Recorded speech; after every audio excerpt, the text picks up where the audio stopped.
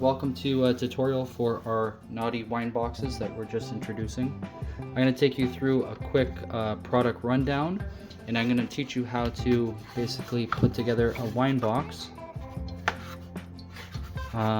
with the lid and some handles, and be able to carry wine and make it nice and secure so it won't fall apart without using any glue. Okay, so let's get right into it. So I'll just set this aside here. Okay, so when you get the file, you'll see that there's 4 components, 4 sides to the box, and then there's a lid. So the first thing we'll do is we could make the actual box. So you see that 2 sides are the same. These have the holes that we're going to run the little ropes through. And then we have the back piece, which is just solid with the notches on the bottom. And then we have the front face part of the design. Okay. So they're pretty easy to make, pretty easy to assemble, they cut quick and everything. First thing we want to do is we want to measure our material, okay? Because we included a measurement for all the material thicknesses that you would require. And we did this because it differs between material thicknesses. So we want to make sure you're able to make the boxes nice and tight. So take your material. We have this material thickness tool. It's a curve tool that you could use, and then just start sliding it in, and then find which one is the tightest. Okay, so I think I'm going to go for 2.9 or even 2.8 with this specific material, and that should be able to give it a nice thickness. But definitely download this or use a caliper tool and just get a good accurate reading in millimeters, and then choose the corresponding file. Okay, that's going to ensure that it's going to be a nice tight fit. Okay, so let's get into the construction. So let's start with the back piece here. This is the bottom here. So basically just line up the slots.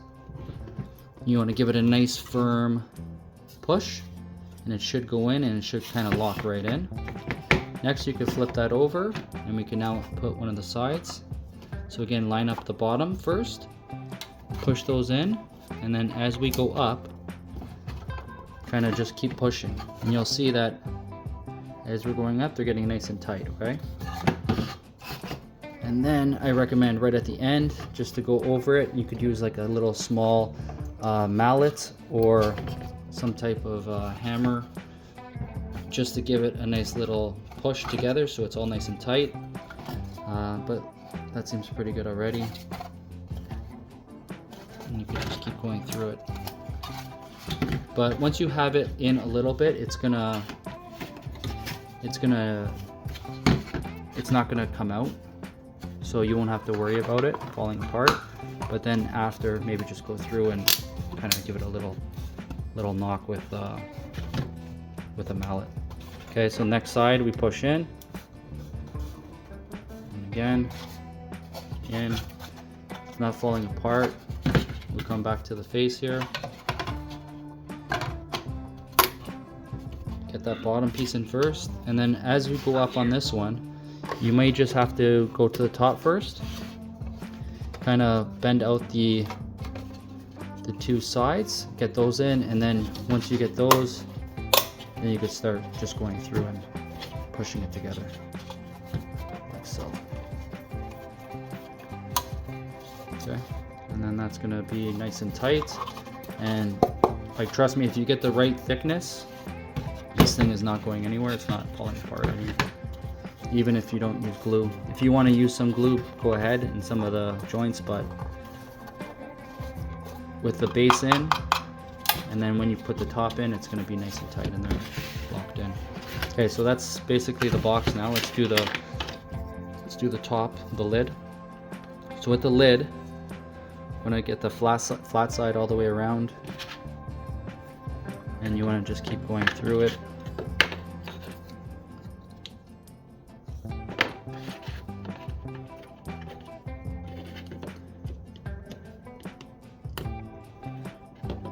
So this is how I usually do them. I usually do just the this part, which is like the part that sits inside the box.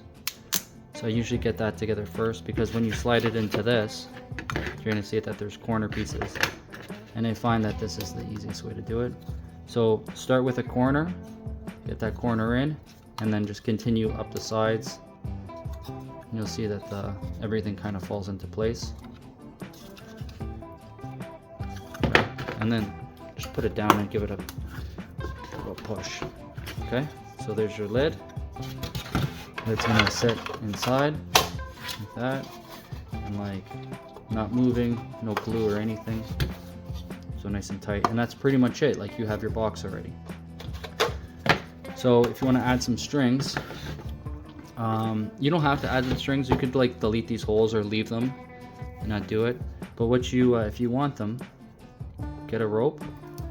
This one is a 6mm rope. Tie a knot to one side, and again, with the measurement of the rope, you could make it anything. This is roughly the size of the box. So knot on one side. I put a little tape just to feed it, which I find is easier. And then go back through the other side. And then once you're through the other side, pull it all the way. You could remove this tape.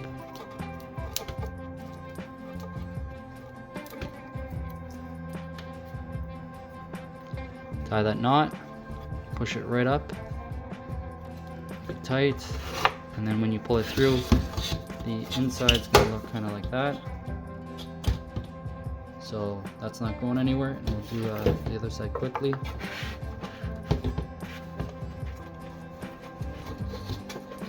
Feed it through, back down.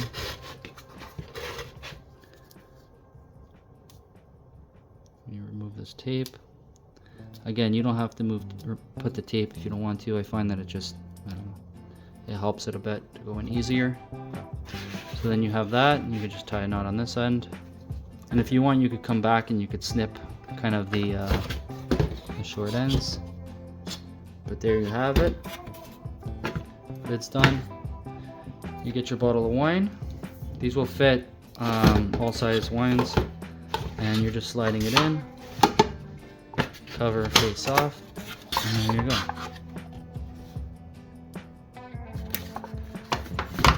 There's your bottle, and yeah, that's the naughty wine box. I'm hoping to create some other versions and maybe some different non-naughty options as well. So keep your eye out, okay? Thank you, everyone.